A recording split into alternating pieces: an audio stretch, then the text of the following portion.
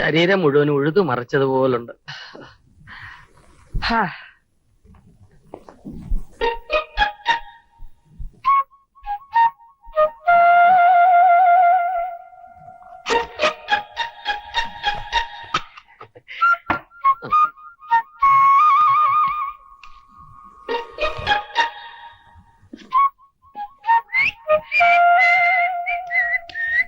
ഇന്ന് ലീവായിട്ട് മലയാളം മാഷ എങ്ങോട്ടാ രാവിലെ? അത്യാവശ്യമായിട്ട് തലമര പോകാനുണ്ട്. ഒരത്യാവശ്യം.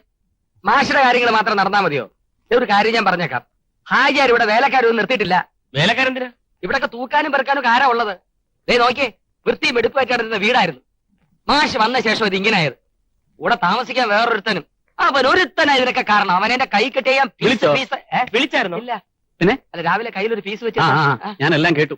ഒരു കാര്യം ഞാൻ പറഞ്ഞേക്കാം. ഞാൻ കുറച്ചു നാളത്തേക്ക് ഇവിടെയൊക്കെ തന്നെ കാണും. തന്നെയല്ല, ഈ വീട്ടിലെ ജോലികളെല്ലാം മാഷ് തന്നെ ചെയ്യണം. മനസ്സിലായില്ലേ? ഞാനോ?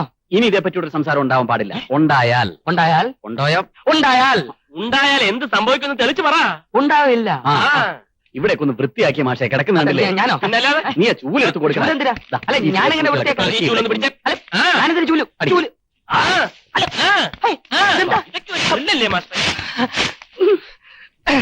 ഇവനൊക്കെ നമ്മൾ വരച്ച പോരെ നിർത്തൂലേ? കാശ്മീരികളും കാണട്ടെ നിന്റെ ഈ സൗന്ദര്യം.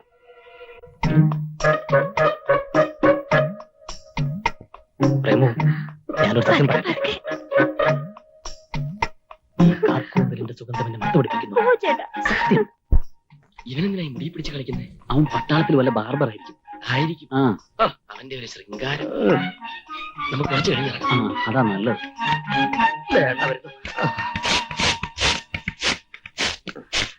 അത്യാവശ്യം ഒന്ന് പുറത്തേക്ക് ഇറങ്ങി പോയിട്ട് വെടികൊണ്ട പന്നികളെ പോലെ രണ്ടും കൂടെ അകത്തേക്ക് കയറി പോന്നു. ഇത്രയേ ഉള്ളൂ അവന്മാരുടെ അത്യാവശ്യങ്ങൾ. ആറാം പറപ്പുകൾ. എന്താ വിളിച്ചോ? അല്ല, മാറാലെ അടിക്കേണ്ടത് അത്യാവശ്യം ഒന്ന് പറയുകയായിരുന്നു. ഓ, വളരെ അത്യാവശ്യമാണ്. അതെ. അടിച്ചോ.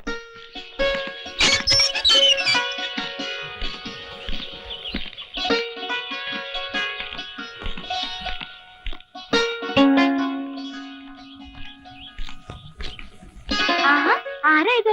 മാഷിങ്ങോട്ടുള്ള വഴിയൊക്കെ മറന്നാണല്ലോ കരുതിയത്. പഠിത്തവും പഠിപ്പിക്കലും എല്ലാം കൂടി ആകെ കൂടെ തിരക്കിലായിരുന്നു. ഇതാരാ? ഇതെന്റെ ഒരു ചങ്ങാതി ജോജി, ബോംബെയില. ഇത് ഹാജിയാരെ മാളാ. പേര് മുംതാസ്. അത് പിന്നെ ഫേസ് കട്ട് കണ്ടപ്പോ തോന്നിയതാ. ഇവനെ ഇങ്ങോട്ട് കൊണ്ടുവരുന്നതിന് മുമ്പ് ഹാജിയാരെ കുറിച്ചും ഫാമിലിയെ കുറിച്ചും ഒക്കെ ഒരു സ്റ്റഡി ക്ലാസ് കൊടുത്തിട്ടാ കൊണ്ടുവന്നത്. അതാ അല്ലേ? അതെ അതെ. വഴി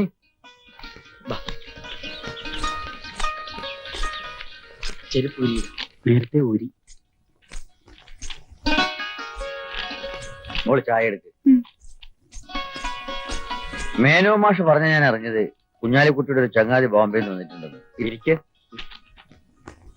എന്താ പേര്? ജോജി. ബോംബെയിൽ എന്താ ചെയ്യണേ? ജോലി അന്വേഷിച്ച് ബോംബെ വരെ എത്തിയതാ.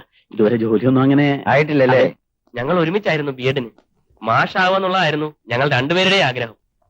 ബി.എഡിന് എന്തായിരുന്നു വിഷയം? മലയാളം.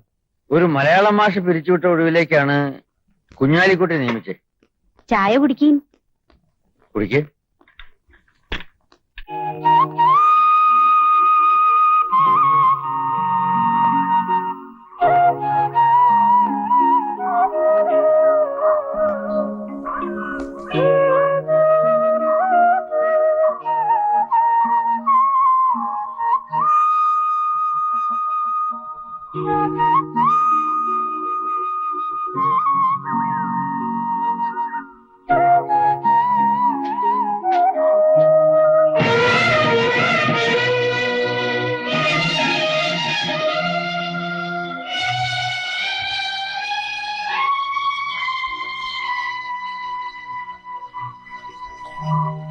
വിളിച്ചാ വിളിയേക്കണ നാഗര. പ്രാർത്ഥിച്ചോളൂ. മാഷിന്റെ മനസ്സിൽ എന്താണ് ആഗ്രഹം എന്ന് വെച്ചാ അത് നടക്കും. എന്താ ഇനിയും പറയാൻ ഭാവമുണ്ടോ? ക്ഷേത്രത്തിൽ നാളികേരം ഉടച്ചത് മാഷല്ലാന്ന്. പക്ഷെ എത്ര ആലോചിച്ചിട്ട് എനിക്ക് മനസ്സിലാവണില്ല. ഇസ്ലാമായ കുഞ്ഞാലിക്കുട്ടി മാഷിന് ഞങ്ങളുടെ ദൈവങ്ങളോട് എന്താ ഇത്ര അടുപ്പമെന്ന്. വേണ്ട, മെനഞ്ഞു കെട്ടിയ കഥകളാണെങ്കിൽ എനിക്ക് കേൾക്കണ്ട. എന്തോ ദുരൂഹത ഉള്ളിൽ തോന്നിയെങ്കിലും മാഷിനെ കണ്ടപ്പോ ഒരു പാവാണെന്ന് തോന്നി. അതുകൊണ്ടാണ് പഴയ ആചാരങ്ങളെ ഇന്നും അന്ധമായി വിശ്വസിക്കുന്ന ഏട്ടന്മാരിൽ നിന്നും മാഷിനെ രക്ഷിക്കണമെന്ന് തോന്നിയത്. എന്നെ മാത്രമല്ല, ഒരു കുടുംബത്തെ മുഴുവനാ ഗൗരി എന്ന് രക്ഷിച്ചത്. അതെ, നല്ലവനായ ഒരു ഇസ്ലാമിന്റെ ചോറ് കഴിച്ച പാവപ്പെട്ട എന്റെ അമ്മയും സഹോദരിയും ഇന്ന് ജീവിക്കുന്നു. ഗൗരി ചോദിച്ചില്ലേ, ഇസ്ലാമായ കുഞ്ഞാലിക്കുട്ടി മാഷിന് നിങ്ങളുടെ ദൈവങ്ങളോട് എന്താ ഇത്ര അടുപ്പം? ആ അടുപ്പവും വിശ്വാസവും കൊണ്ട് മാത്രമാ ഞാൻ ഇന്നിവിടെ ജീവിച്ചിരിക്കുന്നതും ദൈവത്തെ പോലെ ഗൗരി വന്നെന്നെ രക്ഷിച്ചതും. ഗൗരിയോട് പറയാൻ എനിക്കൊന്നേ ഉള്ളൂ, ജോനകപ്പറമ്പിൽ മഹേന്ദ്രവർമ്മയുടെ മകന് ഒരു ഇസ്ലാമിന്റെ വേഷം കെട്ടേണ്ടി വന്ന ഗതികേടിന്റെ കഥ സത്യമാണ്. പുരാതനമായ ഹിന്ദു പാരമ്പര്യമുള്ള ഒരു കുടുംബത്തിലെ അംഗമാണ് ഞാൻ. നല്ലവനായ ഹാജിയാരെ കബളിപ്പിച്ചാണ് ഓരോ നിമിഷവും ഞാനിവിടെ കഴിയുന്നു. ആ സ്നേഹത്തിന്റെ മുമ്പിൽ എല്ലാം തുറന്നു പറഞ്ഞാലോ എന്ന് പലവട്ടം ഞാൻ ആലോചിച്ചിട്ടുണ്ട്. എനിക്ക് ആദ്യം സംശയം ഉണ്ടായിരുന്നു, അതാ ഞാൻ പിന്നാലെ കൂടിയത്. മാഷെ കൊണ്ട് തന്നെ പറയിപ്പിക്കണമെന്ന് തോന്നി. ഇന്നെന്റെ അമ്മയുടെ പിറന്നാളാ.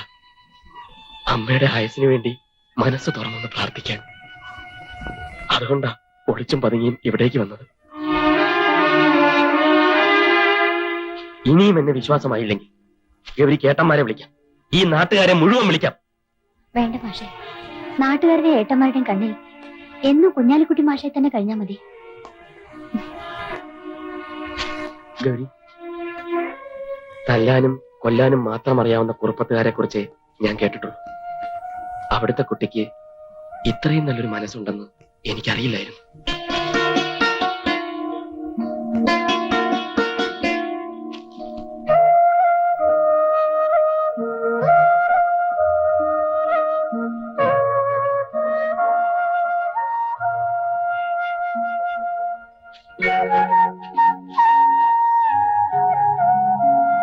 കുന്നത്ത് തറവാട്ടുകാരെ കുറിച്ച് ഇന്ന് തന്നെ ഒന്ന് അന്വേഷിക്കണം. അത് അന്വേഷിക്കാൻ തന്നെ അറിയാവുന്നല്ലേ. ഇഷ്ടം പോലെ സ്വത്ത്, ഒരേ ഒരു മകൻ. അവർക്കാണെങ്കിൽ നമ്മളുമായിട്ടുള്ള ബന്ധത്തിന് ഇഷ്ടമാണ് ആ കൈമള് പറഞ്ഞത്. എന്നാ ഇനി വൈകിക്കണ്ട. അവൾക്കിപ്പോ കല്യാണം വേണ്ടെന്നാ പറയുന്നേ. എന്താ കാര്യം? ഇനിയും പഠിക്കണം അത്രേ. കുറുപ്പത്തെ തീരുമാനങ്ങൾ എടുക്കുന്നത് അവളല്ല, ഞാനാണ്. പറഞ്ഞേക്കവളോട്. കുറുപ്പത്തെ പെൺകുട്ടിക്ക് രജിസ്റ്ററിൽ ഒപ്പിടാനുള്ള പഠിത്തം മതി. അത് നിനക്കൊണ്ട്.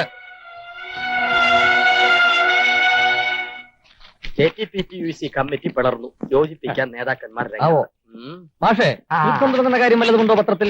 ഭാരതത്തെ രക്ഷിക്കാൻ ഞാൻ ഉടനെ പോകേണ്ടി വരുമോ? വേണ്ട, കല്യാണം കഴിച്ച ശേഷം സുമാരക്കുറിപ്പ് എപ്പോഴും അകത്താണോ? അല്ല, പുറത്തായിരുന്നു. കാണാനേ ഇല്ലല്ലോ. പുറത്ത് കുറച്ച് വിരുന്നുകളുണ്ടായിരുന്നു. ഈ അയൽക്കാരേക്ക് ഒന്ന് പരിചയപ്പെടാമെന്ന് കരുതി. അതാണല്ലോ സാമാന്യ മര്യാദ. ഇതേതാ സാധനം? എന്റെ ഭാര്യ പ്രേമലത. ഓഹോ, ഞാൻ ഡ്രില്ലിയാര് അലിമാഷ്. ഞാൻ അലിയാര് ഡ്രിൽ മാഷ്. വരൂ. സിസ്റ്ററെ, ഭർത്താവിനെ പൊക്കി പറയാണെന്ന് വിചാരിക്കട്ടെ. കല്യാണം കഴിച്ച ശേഷം സുമാരക്കുറിപ്പ് നല്ല താടി ചുരുണ്ട് കൊഴുത്ത് വെളുത്ത സുന്ദരനായല്ലേ? അതെ. പ്രേമലതയും ഇത്. മഴമേഘങ്ങൾ കാത്തു കഴിയുന്ന വേഴാമ്പൽ ഒരു തുള്ളി ദാഹനീരിനായി എത്രമാത്രം കൊതിക്കുന്നുവോ അപ്രകാരം സ്വന്തം മകനെ കൺകുളിർക്ക കാണുവാനുള്ള അടക്കാനാവാത്ത അഭിവാഞ്ജയുമായി ആ പിതാമഹൻ രക്തം തളം കെട്ടിക്കിടക്കുന്ന യുദ്ധഭൂമിയിലേക്ക് കടന്നു വന്നു. ചതിവിന്റെയും ആത്മാർത്ഥതയില്ലായ്മയുടെയും പൊള്ളയായ മുഖം ആ പാവം പിതാവ് കണ്ടില്ല. അസ്സലാമു അലൈക്കും. നിങ്ങളാ? വരി വരി. മകനെ കാണാൻ കൊതിച്ച അച്ഛന്റെ ഹൃദയവേദനയും വ്യഥയും എപ്രകാരം ഉണ്ടാകുമെന്ന് മുൻകൂട്ടി ദർശിച്ച ഭഗവാൻ കൃഷ്ണൻ അർജുനനോട് ഇപ്രകാരം പറഞ്ഞു. മാഷെ, ഹാജിയെ വിളിക്കുന്നു. ഞാൻ പോരാ. എല്ലാവരും പുസ്തകം അടച്ചു വെച്ചിട്ട് ഞാൻ ഈ പറയുന്ന ചോദ്യങ്ങൾക്ക് ഉത്തരം എഴുതാമോ എന്ന് ശ്രമിക്കുക. ചോദ്യം 1. ആ പിതാമകൻ സ്വന്തം മകനെ ഈ അവസ്ഥയിൽ കണ്ടാൽ എന്ത് പ്രതികരണമാണ് ഉണ്ടാവുക? ചോദ്യം 2. ആ യുദ്ധഭൂമിയിൽ അദ്ദേഹത്തെ ആശ്വസിപ്പിക്കാൻ ആര് തയ്യാറാകും? ആരും തയ്യാറായില്ലെങ്കിൽ എന്തുകൊണ്ട്? അത് ഞമ്മടെ മോനായത് കൊണ്ടാണ്. പിന്നെ ഉച്ചിരില്ലാണ്ടിരിക്കുവോ? ഓന് നമ്മുടെ മതഗ്രന്ഥത്തിൽ മാത്രമല്ല, ഹിന്ദുക്കളുടെ മതത്തിലും നല്ല പിടിപാടാ. സത്യം പറഞ്ഞ ഇങ്ങളിത് പറയണ കേട്ടപ്പോ നമ്മുടെ മനസ്സങ്ങ് നിറഞ്ഞ് ദുബായി പോണം നമ്മളോട് വാശി പിടിച്ചിരുന്നവനാ. ഇങ്ങോട്ട് വരാമെന്ന് സമ്മതിച്ചപ്പോ ഇത്ര ശോഭിക്കുമെന്ന് നമ്മൾ നിരീക്ഷിച്ചില്ല. ഓരോ ഘട്ടത്തിൽ ഇങ്ങളെ പറ്റി വലിയ കാര്യങ്ങളാണ് പോയി എഴുതുന്നത്. നിന്റെ ബാപ്പ സ്കൂളിൽ വന്നിരിക്കുന്നു. അപ്പോ വീട്ടിലോട്ട് പോവാം. വീട്ടിൽ പോ. അതോ വീട്ടിൽ പോണ്ട. വീട്ടിൽ പ്രേമല അയ്യോ, ഇങ്ങോട്ട് പോണ്ട. അയ്യോ, അവിടെ ബാപ്പ. അപ്പൊ പിന്നെ എവിടെയെങ്കിലും പോവാം. വാ. അയ്യോ, ഹാജിയാരെ. രണ്ടാള് കൊണ്ടല്ലേ. നാട്ടിലും ഇങ്ങനെയാ, പഠിച്ചതും വളർന്നതും ഒന്നിച്ചാ. ജോലി എപ്പോ വന്ന്? കുറച്ചു ദിവസമായി. ഞാൻ തനിച്ചാണെന്ന് പറഞ്ഞപ്പോ ഇങ്ങ് പോന്നു. ഒരു കൂട്ടന്. അതെ. വീട്ടിൽ അമ്മയ്ക്ക് അസുഖമൊന്നും ഇല്ലല്ലേ? ഒരു നാട്ടുകാരാണെങ്കിലും കാണാൻ പറ്റാറില്ല. കത്ത് വരാറുണ്ട്, പക്ഷെ മറുപടി അയക്കാൻ ഭയങ്കര മടിയാ. അപ്പൊ എന്റെ സ്വഭാവം തന്നെ അവനും. രണ്ടുപേർക്കും ഒരു സ്വഭാവമാ. അതെ അതെ. സ്കൂളും നാട്ടുകാരും ഒക്കെ എങ്ങനെ പിടിച്ചാ? സ്കൂളും നാട്ടുകാരും ഒക്കെ എനിക്കിഷ്ടായി. എനിക്കും ഇഷ്ടമായി. നല്ല ആൾക്കാരാ. എന്തും തരണം ചെയ്യാനുള്ള ചങ്കൂറ്റം വേണമെന്ന് പറഞ്ഞിട്ട് ഇപ്പൊ കണ്ടു. ഞാൻ ആ സമയത്തില്ലായിരുന്നെങ്കിൽ എന്താകുമായിരുന്നു സ്ഥിതി? ഒരു മുന്നറിയിപ്പില്ലാതെ ബാപ്പ ഇങ്ങോട്ട് വരുമെന്ന് ഞാൻ അറിഞ്ഞോ? കുഞ്ഞാലിക്കുട്ടി, ഒരു കാര്യം ഞാൻ പറയാം. നീ വിചാരിക്കുന്ന പോലെ അത്ര സിമ്പിൾ അല്ലെന്ന്. ഇന്നിപ്പോ ഇത്രേ സംഭവിച്ചുള്ളൂ. എന്നാലും ഒരു ദിവസം ഹാജിയാരി ഇത് അറിയും. അതിന് വലിയ താമസം ഉണ്ടാവില്ല. എടാ, ആചാര്യത് അറിയുന്നതിലല്ല കാര്യം. അറിഞ്ഞാൽ എങ്ങനെയായിരിക്കും പ്രതികരിക്കുക? പ്രതികരണം പ്രതികൂലമാണെങ്കിൽ അത് അനുകൂലമാക്കാൻ എന്താ വഴി? അതാണ് ആലോചിക്കുന്നത്. നീ കാര്യം എന്താന്ന് വെച്ചാൽ മനസ്സിലാവുന്ന ഭാഷ പറ. ഇപ്പൊ ഏത് ഭാഷ പറഞ്ഞാലും നിനക്ക് മനസ്സിലാവില്ല. തന്നെയുമല്ല, ഇനി അങ്ങോട്ടുള്ള കാര്യങ്ങൾ പറയാനുള്ളതല്ല, പ്രവർത്തിക്കാനുള്ളതാണ്.